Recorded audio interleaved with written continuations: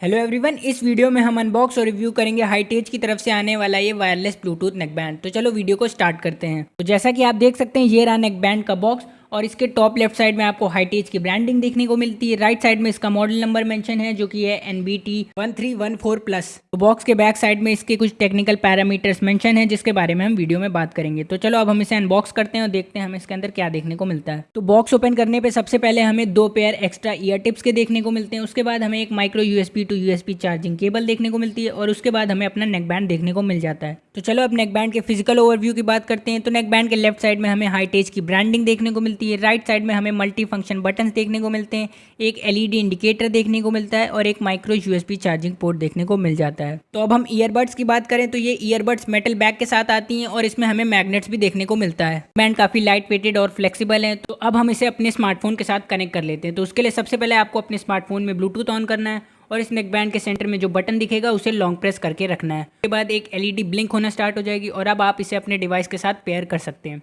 तो इसकी कनेक्टिविटी काफ़ी फास्ट है क्योंकि इसमें हमें ब्लूटूथ वर्जन 5.0 देखने को मिलता है। तो अब हम बात करते हैं कि किस तरीके से आप ये मल्टी फंक्शन बटन को यूज़ कर सकते हैं। तो ये सेंटर बटन के थ्रू आप म्यूजिक को प्ले पॉज कर सकते हैं और कॉल को एक्सेप्ट और रिजेक्ट कर सकते हैं। उसके बाद वॉल्यूम प्लस के थ्रू आप वॉल्यूम इंक्रीज कर सकते हैं और वॉल्यूम माइनस बटन के थ्रू आप वॉल्यूम को डिक्रीज कर सकते हैं। उसके बाद वॉल्यूम प्लस बटन को अगर आप लॉन्ग प्रेस करते हैं तो आप नेक्स्ट ट्रैक पे चले जाएंगे।